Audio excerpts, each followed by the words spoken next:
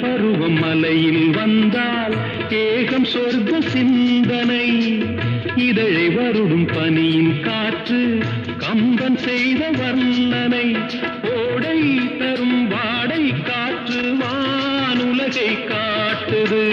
உள்ளே வரும் வெள்ளம் ஒன்று எங்கோ என்னை கூட்டுது மறவேன் மறவேன் அற்புத காட்சி செந்தாழம் பூவில் வந்தாடும் தென்றல் என் மீது மோதுதம்மா புவாசம் மேடை போடுதம்மா பெண் போலே ஜாடை பேசுதம்மா அம்மம்மா ஆனந்தம்